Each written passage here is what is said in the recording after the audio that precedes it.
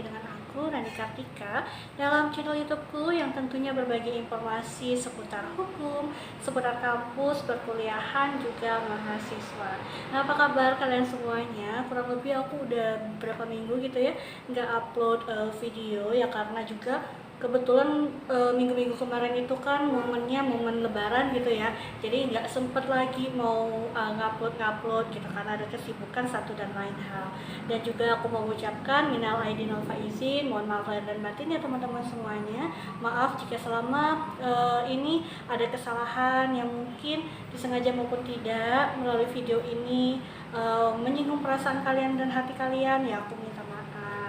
Oke, berkaitan dengan postinganku sebelumnya bahwa video kali ini pembahasannya mengenai persyaratan untuk mengajukan permohonan surat SPPT PBB, jadi pajak bumi dan bangunan. Nah, apa aja persyaratannya? Mohon disimak ya, semoga ini bermanfaat. Mari kita bahas.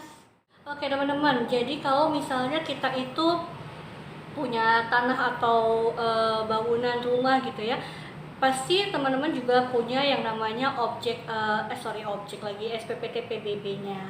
Jadi pajak bumi dan bangunan, dan itu biasanya kita bayarkan gitu ya setiap tahunnya.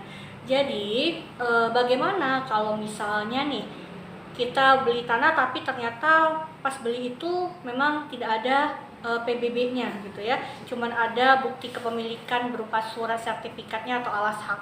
Nah, nanti ada persyaratannya. Lalu kemudian misalnya lagi nih kita beli tanah kemudian sudah ada PBB-nya tapi mau dipecah teman-teman menjadi beberapa, karena sertifikatnya dipecah otomatis PBB-nya juga nanti dipecahkan. Nah, itu juga persyaratannya apa aja sih yang harus kalian siapkan. Dan juga mungkin menjawab pertanyaan teman-teman di sini. Kalau misalnya beli beli bangunan rumah gitu ya, atau ruko misalnya gitu kan ya, otomatis kan PBB yang tercantum itu masih pemilik yang lama, layaknya sertifikat yang harus dibalik nama PBB-nya juga. Nah, gimana persyaratannya untuk mengubah PBB nama yang ada di PBB tersebut? Nah, itu juga nanti aku kasih tahu persyaratannya apa. Oke, yang pertama ya, untuk permohonan data baru. Nah, data baru ini yang tadi aku sebutkan di awal. Kalau beli tanah misalnya ternyata PBB-nya belum ada, dia cuman penjualnya cuma punya sertifikat tanah atau alas haknya, maka teman-teman untuk mengurus PBB yang baru, persyaratan yang harus teman-teman siapkan yang pertama adalah tolong dibawa fotokopi sertifikat tanah atau alas haknya.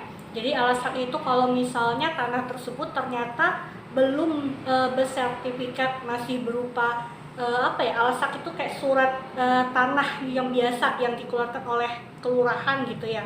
Nah, itu teman-teman bawa fotokopinya. Kalau dia berupa alas hak, nanti tolong dibawa juga surat keterangan dari kelurahan yang menerangkan bahwa itu benar tanah milik teman-teman. Lalu selain itu juga harus dibawa fotokopi KTP pemilik tanah tersebut. Lalu PBB sempadannya, jadi bawa fotokopi PBB sempadan. Sempadan itu apa? Sempadan itu adalah pemilik tanah yang tanahnya itu bersebelahan dengan tanah yang kita miliki atau yang kita beli gitu ya teman-teman ya. Itu namanya sempadan, atau pemilik yang tanahnya berbatasan langsung dengan tanah kita. Jadi tolong juga dimintakan fotokopi PBB-nya. Dan juga nanti teman-teman datang ke kantor. Kalau PBB itu kan biasanya teman-teman datang ke Dispenda ya, kalau di sini istilahnya Dinas Pendapatan Daerah yang ngurus retribusi dan segala macam. Nah, untuk PBB itu ngurusnya ke situ. Teman-teman nanti datang ke sana bawa persyaratan tadi. Nanti di sana teman-teman juga akan mengisi formulir SPOP dan formulir LSPOP. Jadi itu formulir apa? Itu nanti formulirnya aku kasih tahu ya di sini atau di sini contoh bentuk formulirnya. Itu formulir yang berisi tentang rincian data mengenai objek pajak. Jadi objek pajak itu kan tanah atau bangunan. Nanti disuruh ngisi tuh. Misalnya tanah luas berapa, kalau bangunan dia dirinci lagi. Tuh bangunannya terbuat dari apa, bata kah atau apa, keramiknya bagaimana, itu ada semua harus diisi. Jadi itu formulir permohonannya. Oke, paham ya? Yang kedua, teman-teman, persyaratan untuk pemecahan PBB.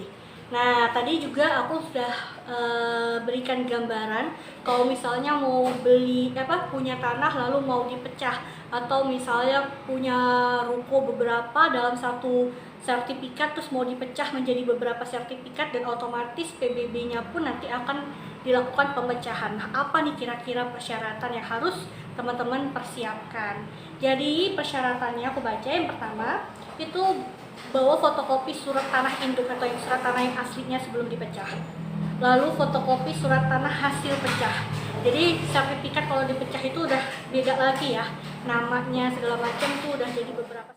Syarat selanjutnya itu fotokopi KTP dari pemilik surat induk tadi, surat tanah yang sebelum dilakukan pemecahan, dan juga bawalah fotokopi KTP dari masing-masing pemilik surat hasil pecahan. Jadi kalau udah dipecah menjadi beberapa gitu kan ya, nah pastikan pemiliknya ada, nah diminta fotokopi KTP pemiliknya. Kalau teman-teman di sini ngerasa berisik ya mohon maaf, karena ini aku lagi di kantornya adikku, dia lagi kerja gitu ya di belakang. Di mesin itu bunyi mesin fotokopinya atau apa gitu, jadi mohon maaf ya. Lalu kemudian tidak lupa bawa PBB tahun berjalan atau fotokopi PBB tahun sebelumnya. Tentu saja juga harus mengisi yang namanya formulir permohonan, dan tidak lupa mengisi form SPOP dan LSPOP-nya tadi yang menunjukkan data rinci terkait dengan objek pajak. Catatan yang ketiga untuk mengajukan mutasi PBB, jadi pembetulan PBB. Nah, maksudnya gimana nih pembetulan PBB? Misal teman-teman, misalnya namanya ternyata salah nih, keliru gitu ya, atau alamat objek pajaknya, alamat tanah atau bangunannya salah. Nah, masih kita akan mengajukan pembetulan dong ke kantor dispendanya yang mengurusi pajak bumi dan bangunan ini. Lantas harus ada persyaratan yang juga teman-teman bawa. Yang pertama itu fotokopi surat tanah atau sertifikat tanah, KTP, fotokopi KTP dan KK dari si pemilik. Lalu bawalah PBB-nya itu, surat PBB-nya di tahun berjalan atau di tahun sebelumnya. Dan juga, nah ini harus membawa fotokopi bukti bahwa PBB itu telah dibayarkan. Nggak boleh ada nunggak nih, jadi dibayarkan gitu ya. Pastikan kalian sudah membayar. Kalau belum, kalian harus bayar dulu ke bank yang direkomendasikan menjadi tempat pembayaran PBB tersebut. Dan juga tidak lupa lagi nih mengisi formulir permohonan untuk mutasi PBB beserta mengisi SPOP dan LSPOP-nya. Oke teman-teman, itu tadi persyaratannya. Semoga informasi ini berguna buat kalian yang mau mengurus entah permohonan data baru PBB atau mau mengurus terkait dengan pemecahan PBB-nya karena pecah sertifikat tadi, atau mungkin kalian mau mengurus persyaratan untuk mutasi atau pembetulan PBB. Semoga ini bermanfaat. Jangan lupa di-share ke teman-teman kalian semuanya. Terima kasih. Assalamualaikum warahmatullahi wabarakatuh.